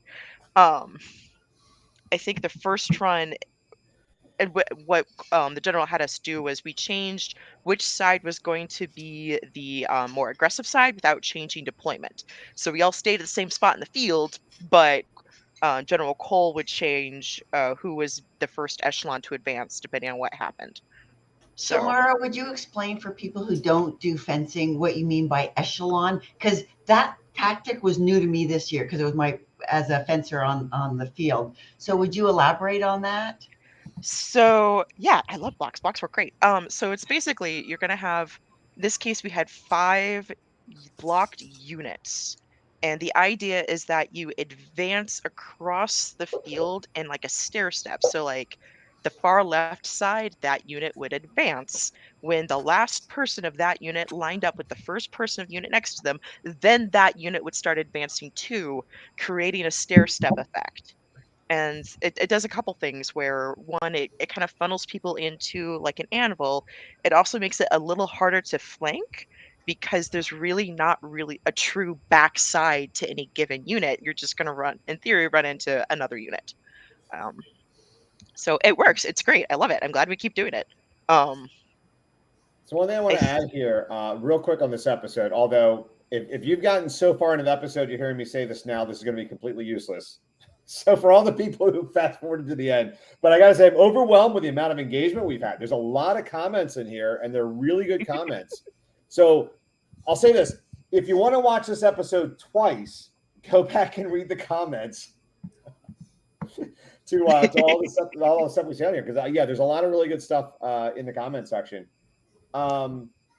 There's also spears in the 4th and 5th run of this, but there was no area restrictions on them because, I mean, it's a field. Where are you going to restrict them to? So that was kind of nice to finally get to fight against them for the first time this war for me. So okay, I'm going to make an executive decision here if I can. Can we all go over like another 5 or 10 minutes? Is everybody okay with that? Yeah. Okay, good. Because we still got to get to the last battle and wrap things up, and I don't want to rush this one because we're at about 90 minutes right now. So can you finish up like were there any big significant sort of big things that happened in this battle? Anything interesting? Anything that sticks out that you'd like to talk about? I think honestly the spears. So actually we were talking about spears a little bit before this whole thing started. Having them across the battlefield, I felt changed the entire dynamic as opposed to having it in restricted areas for the other battles of the war. This was the first battle where spears were out in numbers across the whole field, making a difference for the entirety of the engagement, just not just one significant area. And honestly, if there was a day where spears were going to like get messed up or like break it for everybody else, this was probably going to be it. It came down to 2 spear lines the 4th and 5th run, and I was watching on the armored crossovers like His Highness East and Ryu and all of our armored crossovers. They were having a blast during those 4th and 5th runs during the spear thing. It was great to watch, and I got to finally try some of my shield tactics against it, and it mostly worked. I just needed more numbers to come in behind me and kill people. But this was the first time where, one, I got to see the spears, and 2, I felt that they made the biggest significant difference, especially in use and in numbers. And it was kind of awesome to watch. So I got a question for you. So I just thought about this. So one of the things that's interesting about the Pennsic field. So the Pennsic field is about the size of, I did the math on this recently. I think it's 8 football fields, 8 American football fields, which is similar to 8 European football fields. And the last time I said that, someone said Americans will do anything to avoid using the metric system. I mean, yeah. And the 2 people from Ealdormere are laughing right now. So anyway, that's about. So for anyone that's not been to Pennsic, that's about the size of the field to give you an idea. So imagine it's almost a square. It's not a square though. It's yes, it is. If you're bad at geometry, it's a square. So anyway, one of the things that's interesting about the field too, as I was realizing this doing tactically, is that from the side away from the marketplace, which I think is the west side, which is where this year blue started, you have an uphill to your left and you have an uphill to your right. From the other side, the hills aren't as dramatic, but you are dealing with your opponents having uphills. So on heavy, the hills are really a pretty big advantage because a lot of times the charges come through, and once they get momentum going, you get back on your heels. It's really hard to fight them when they're coming at you. Is that a factor at all in Rapier? And if so, is it a big factor or a small factor? So is basically is the size of the field a thing? Oh no, specifically the hills. Getting to the hill. I notice it when I'm on that side. I don't know, like. I mean, I know it's a big thing. I know it's a big thing in I Star never Wars really. Episode 3 because that's how Anakin Skywalker died to Obi-Wan Kenobi because he had the uphill advantage. But realistically, in heavy, it's a huge deal. I honestly didn't notice it as much until we had the spears. But again, we're not like, yeah, that hill's still there, but I'm wearing about 40 pounds less of gear than all of you. I think the heaviest thing is my helm, and that's because I choose to go out with a helm and not a mask. Okay. But I honestly don't not really. Okay, well, so And some that people might just say be me. Like, I'm not going to speak for everybody, but Yeah. I don't notice it as much until we had the spears out there. Yeah. So I'll say this much, and I'm actually reading the comments right now. So some people say it is an advantage. So I've done a little bit of Rapier just in like local practices. I've been to 2 practices, and we didn't have hills. It was in a church, not the woods. It was in an actual church. Sorry, there was a call back to the East Kingdom considers woods church. Anyway, so I will say that spears in the woods, I feel like a spear is similar to Rapier. Spears in the woods, uphill is a little bit of an advantage.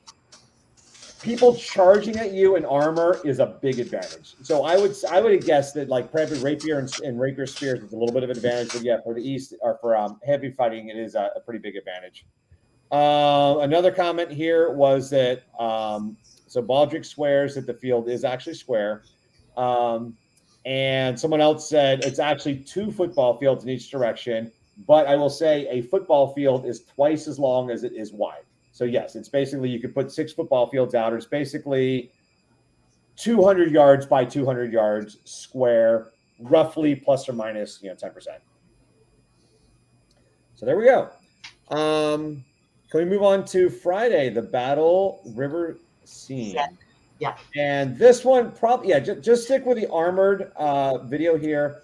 Not that Armoured is any better than Rapier, but Rapier is going to be another first-person video, and you don't really get a good visual what this is.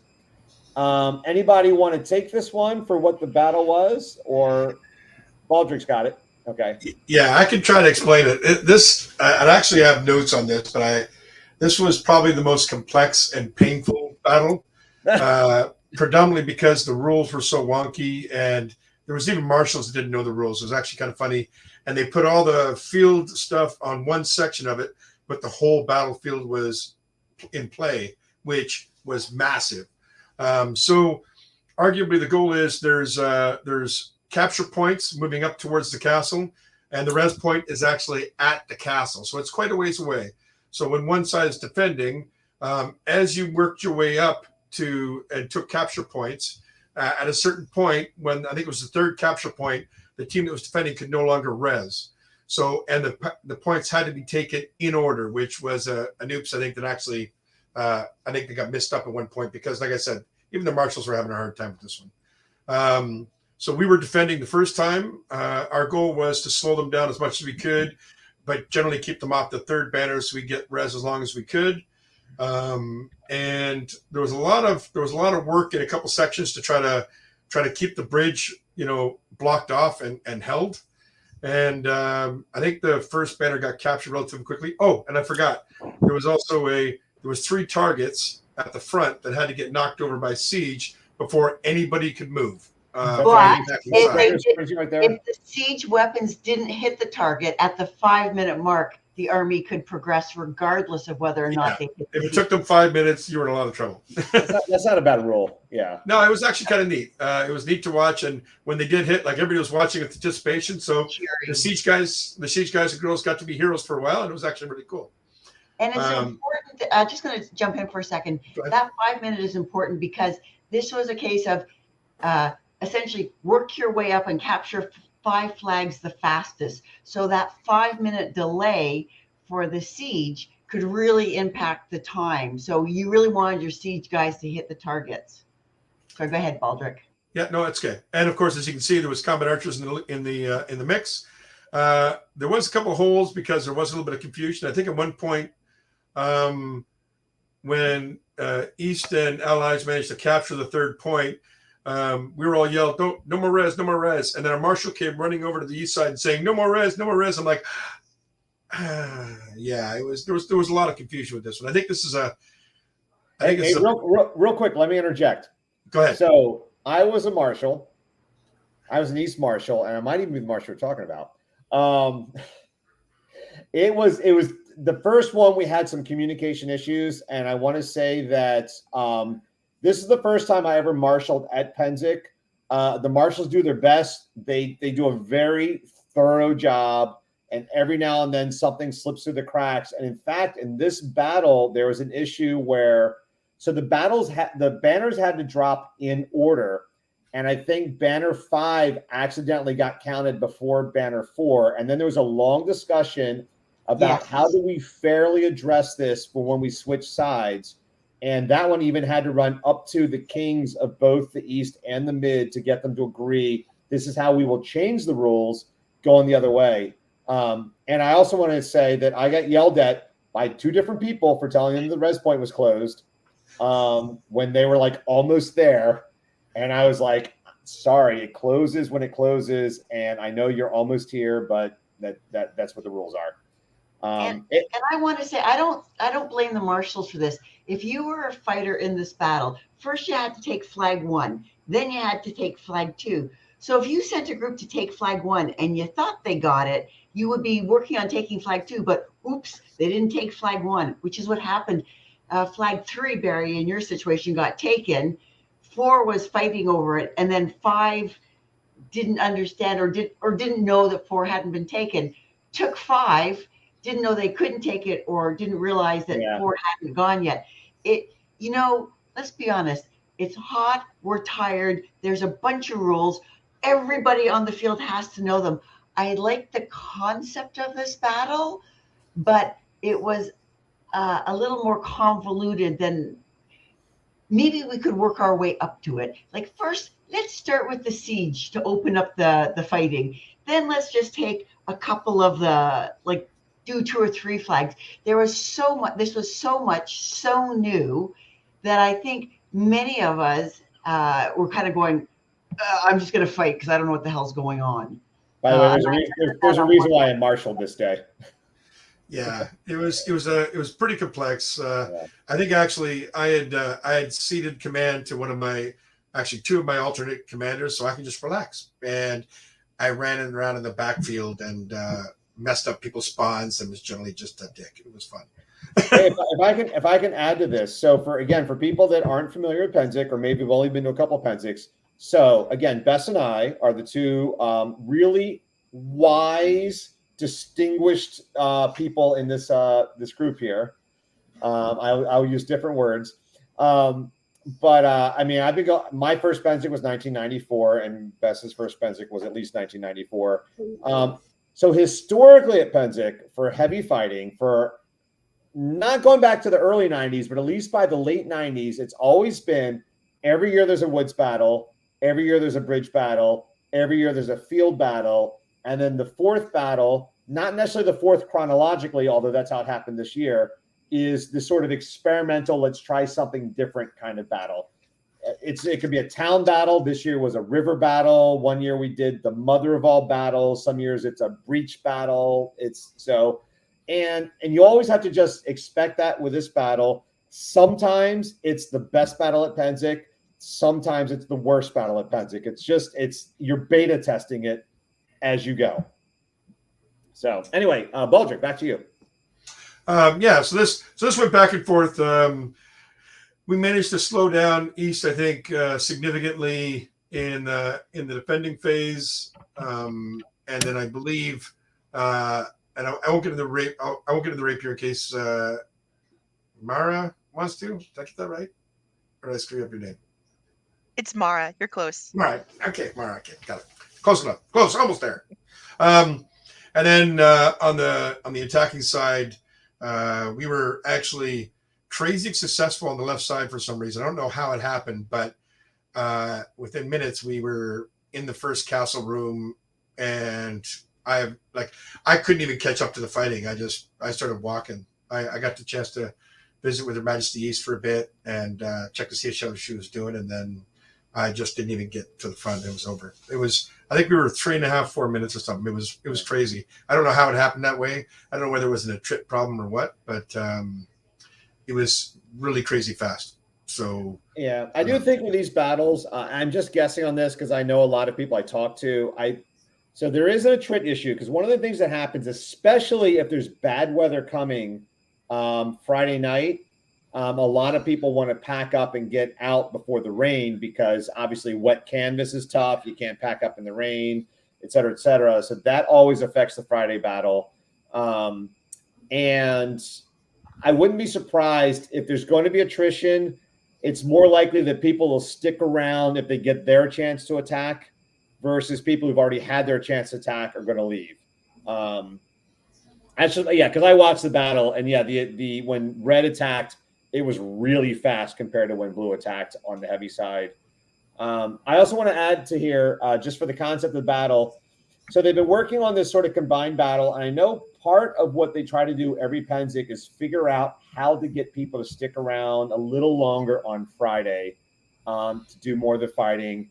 And I think that's a good thing. And so one of the things they talked about was having this sort of like combined battle where it's like you go heavy first, then rapier, then heavy again, then rapier to try to get sort of everyone to sort of stick around. And I think it also kind of brings the rapier and heavy communities a little bit more together where this like battle where the overall result is the combine of both sides.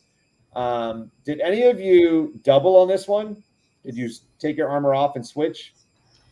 No, I didn't think I'd have enough time to do it. Not this year. I didn't. I did last year. This year, the day before, some marshal from Darkyard tried to kill me during the field battle. Brannos, I blame you. Yeah, it wrecked up my back pretty hard. So I decided to be dainty for a couple of days to let my back. That's because you're a delicate flower.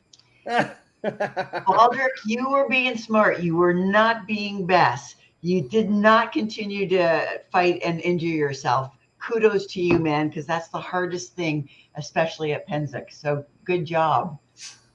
It was a challenge, but yeah, we had a lot of people that did. And in actuality, last year I believe we switched in between battles. Last year we switched in between, I think. So normally that's what I do. I literally wear the same armor. Like I just wear my puncture-proof stuff underneath, and I just switch helms and gloves, and I go out and do the same thing.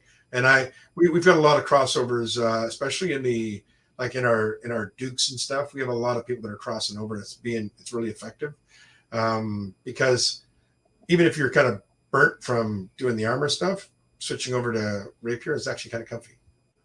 Oh, that's nice. Yeah, and by the way, I read earlier in one of the comments here. I just learned this tonight. I had always assumed that it's hotter to fight in heavy armor. And people are saying that actually rapier is hotter because you can't have any exposed skin. It can be. Yeah. Not unless you're one of the lucky kingdoms in the reduced armor experiment right now. Oh, right. That's not effective in rape or in melee because you can't use reduced armor melee, which makes me sad. Not right now. No. So I do want to interject. A couple of times tonight, people have said, "Why is fencing second and heavy fighting first?" And I actually have an answer. We spoke to the commanders from the East and the Mid some episodes ago, and I asked that question. And the answer is, we put fencing second because if there are crossover fighters, they will be tired, and they are less likely.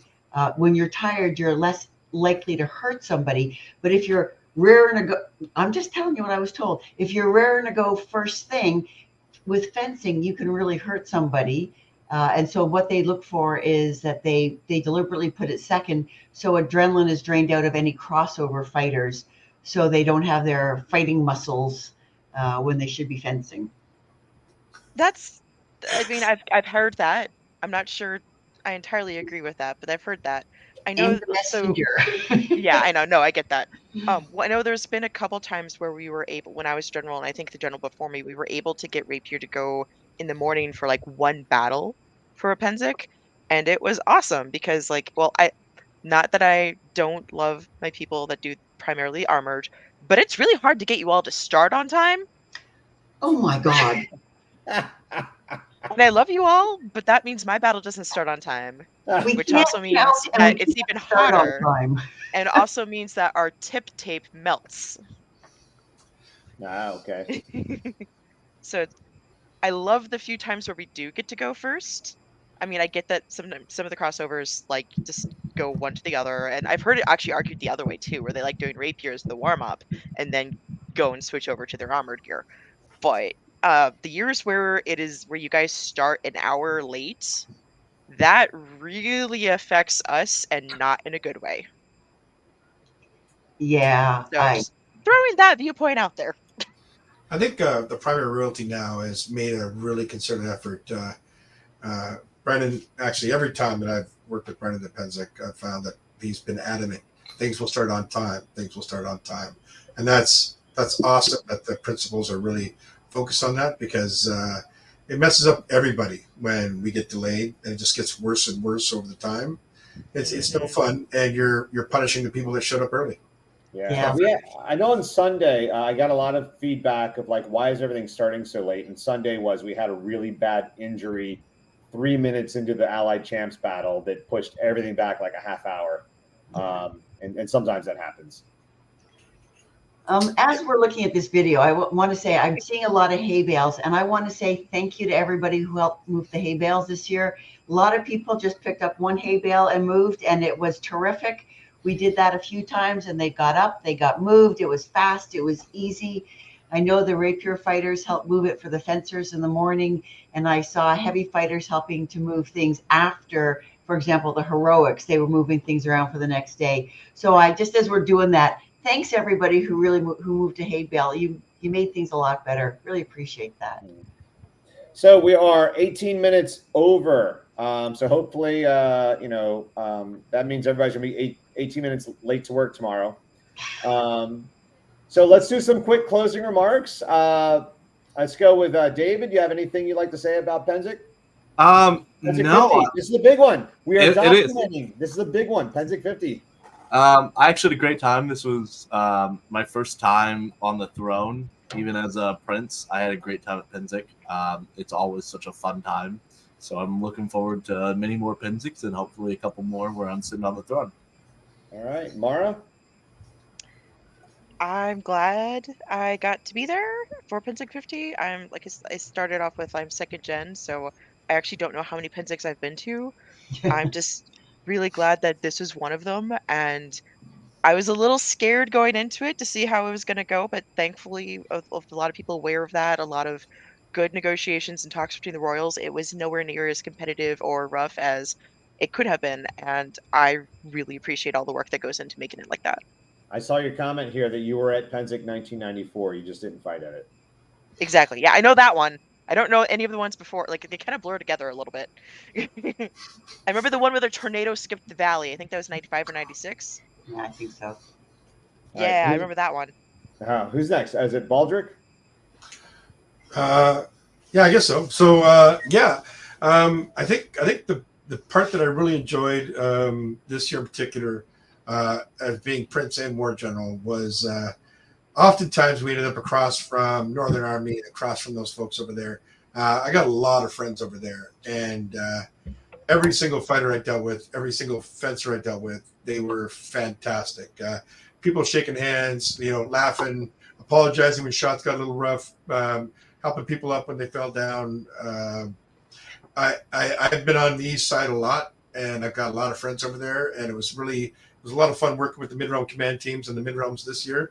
But sitting across from the guys, and the guys and girls, they were fantastic. And I can't thank everybody enough for, being super friendly, super helpful, super safety conscious. Absolutely a war without enemies. It was a ton of fun, and I really enjoyed working with all the command staffs, both east and mid. All right, Bess. I'd like to do two things. First off, I'd like to thank the marshals. Barry, you're one of them, who took time out. They didn't fight so that I and my friends could fight, and I very much appreciate you doing it. I have marshaled at Pennsic, and it can be a thankless task. So thank you. Thank you very much. I also want to give a shout out to the combat archery community. This is my first year, as I've said, and I was horrible at it. But the community was very welcoming, very opening, very helpful. And I want to say thank you for being so nice to me. I really appreciate it. All right. And I'll do myself, and then I'll let our producer tonight close the whole show out. And I'm only letting him do that because he's one of the, I think, the brainchilds of the whole Coach's Corner channel. So I'd like to see what he thought of the show. For myself, I got to say, I'm overwhelmed. I've done a handful of these shows, and this is the most engagement I've seen in the comment section of anything I've been a part of. So I'm glad that people came here because maybe they really enjoyed Pennsic 50 and they wanted to see what we had to say about it. Again, so thanks for the support. That's why we do it. We do it a little bit because we really want to help the community. We do a little bit because we're narcissists and we love talking. But I hope, I just hope that everyone gets something out of this. Just keep the hobby going and keep everyone engaged. So I'll turn it over to the amazing His Grace Duke Brannos. Well, thanks everybody, and thanks for everybody showing up. We had great. You guys did a wonderful job tonight. I apologize. I usually talk in the comments much more, but I was just trying to keep up, and you guys were all talking, and seemed like everybody had a great time out there. Barry did a great job. Thanks for all our guests. And Bess, as usual, I always love hearing you on shows. So it was really hard to sit back here and just listen, but fingers are busy trying to make this thing work. So next week we have part 3 of the Book of 5 Rings. So we got more woo-woo for you. Not next week, the following week. Bess is freaking out. She's like, I can't do this again next week. So anyways, we got the Book of 5 Rings in a couple weeks here. And we may have some new shows coming on. We're working on some new content as well. So we're looking forward to that. But thank everybody for coming out. It was a great group of people. We had 40 plus people watching some points and 30 plus always on. So that was a huge amount of people all participating. It was wonderful to see. Come check us out on SCA Coach's Corner, and that's where we keep all our episodes. Or on Facebook, that is the discussion group, is where we talk about lots of different things. There's been some great content this week. Some really good things. Everything from strengthening the body and how it affects one's power generation and everything else, and so good talk about that all the way down to how to hold your sword. So it's been really good out there. And then as the YouTube group, which is going on right now, has all our past episodes. That we've been on for a number of years now. Good stuff, always great stuff to go review. And in fact, we're talking about maybe kicking some of those up and hitting some parts of them and laughing at ourselves. And saying how great those were. And in coming episodes. But thanks again, and I hope everybody has a great week, and I hope that everybody enjoys what we do here. Please feel free to send us suggestions on things you'd like to watch, because we're always looking for new episodes. Your Highnesses, thank you for your time. I know you're busy. I've been there. I get it. And it was pleasure. Yeah, I got it right. It was a pleasure actually meeting you, and especially since I know that you're now from the Mid-Realm originally, and it's amazing how many second generation people I have just met in the last couple of years. It's I really it touches my heart a lot. So. Hey, real quick, Mara, can you tell everyone, because I don't think you told the show, who you're related to? Because I think your father's pretty famous. So my dad is Master Eirik Dwergax. He owns Munitions Great Arms. So he's the rattan guy. That's my dad. Yes. Yeah, super awesome. So, all right. Well, thanks again. Thanks everybody again, and have a wonderful weekend. Stay safe, and we'll see you soon.